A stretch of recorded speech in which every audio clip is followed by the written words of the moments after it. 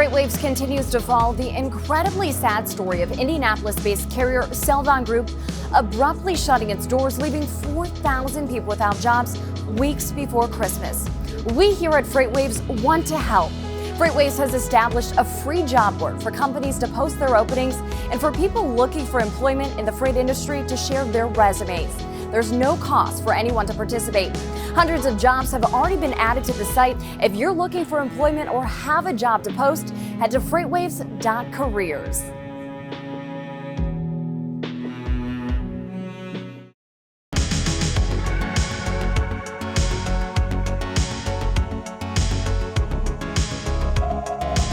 Hey everyone, and welcome to This Week in Sonar. I'm Zach Strickland here with Anthony Smith. Hello. And we're here to talk about what is going to be new in Sonar this week. So, Anthony, there's no football this weekend, is there? There's no football Or that I know there's of. probably some bowl games. There's some bowl games this weekend. New Mexico State's not in it, so I don't care. Oh, you're out. Yeah. You're out. All right. So it's not going to be a big football weekend. No. But we do have some new data points in Sonar. So the biggest release is set around your specialty, Right. Which is the macroeconomic sector. So Right. what do we got going in this week? Just give us a nice broad generalization. It's very broad. Yeah. So last week we had real disposable income. So we're kind of finishing that off a little bit. So we're looking at the credit side of things. So we're looking at outstanding credit. We're looking at revolving credit, non-revolving credit, delinquency rates. So delinquency rate's actually quite important Yes. in today's market, Right. especially in the trucking sector, as we've had increasing trucking failures. Yes. The higher the credit exposure, obviously, the more debt people are taking on. Right. This can be good in terms of investment, Yes. but it also can be bad in terms of what potentially happens Yes. at the end. Being overextended, and one of the things you always give me grief about is Here we go. consumer confidence and consumer sentiment and things like that. But bringing some data to it, I think is going to be really good when we look at disposable income and then how confident consumers are feeling. How much credit are they taking on?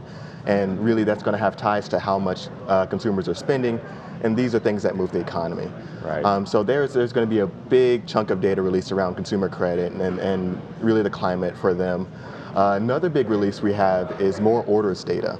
So The orders. So yes. the orders are the stuff that leads trucking, really. Yes. All right. And so that's going to be a really good one. We have non-defense capital goods new orders. And so this is a really, excluding aircrafts, I'm sorry. Okay. So this is a really good barometer for business to business activity.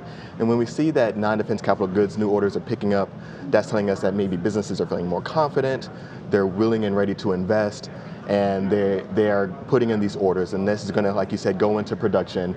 Then these things are going to get shipped throughout the country. Yeah, so the new orders typically, about a 6 to 9 month lead time in terms of like full-on production? Yes, all the way to shipment. So we can, typically when we see something being new orders coming in, we can start to see that ramp up in production as soon as maybe 2 to 3 months down the line. Okay. And then 3 to 4 months, maybe we start to see those shipments going out depending on any pull forwards or backlog of all orders. And so it's really kind of fitting the entire economic piece together and really being able to tell that full story for not only the consumer side of things, but also for the manufacturers. So the new orders effectively, I mean, right now is the time of year to have the new orders as well, Yes. correct? Because everybody's Yes. budgets are filling up. Right.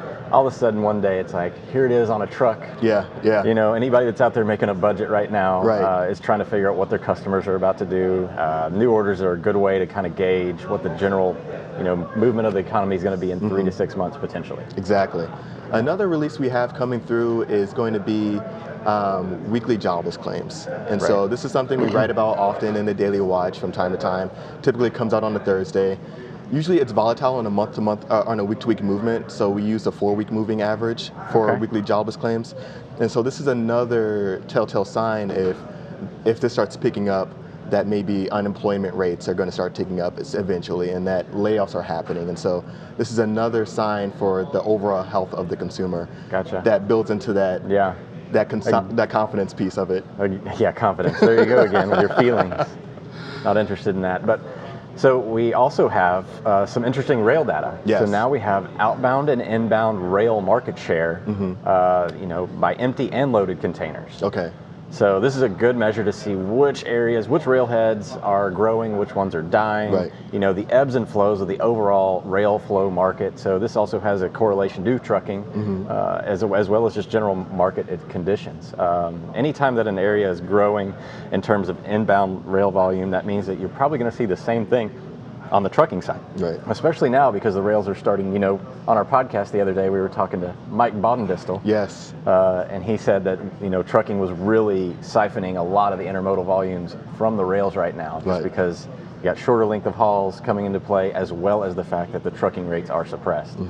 So looking to see where these general patterns are flowing and moving across the country, empty containers, I actually found empty containers to be a signal Really? for, you know, increasing volumes in certain markets in certain areas of the country. For those of you that read the chart of the week, yeah. So this is a pretty big deal, especially in terms of looking at general market conditions across the country. Right. So a fair amount of data this week. Yeah, a decent amount of data. It'll be our last release, you know, for the next couple of weeks. Going out with a bang. Going out with a bang. So, you know, everybody have a great New Year's, Christmas, holiday 2-week period. Yes. It's going to be a pretty, you know, quiet time of year probably for most people. Right. So be sure to, you know, subscribe to all of our social media, you know, Facebook, Instagram, Twitter. We'll still be active on that, as well as check out the Facebook or the FaceSpace Live app, the FreightWaves Live app, Yes. and have a great holiday. In May of 2020, FreightWaves Live is headed back to the largest freight market in the Southeast, Atlanta, Georgia. Join FreightWaves for our best event yet, featuring captivating keynote speakers and rapid-fire demos of technology that is sure to take our industry to the next level. This is your opportunity to interact with some of the most innovative leaders as we mark a new decade in transportation. See you in Atlanta May 5th and 6th.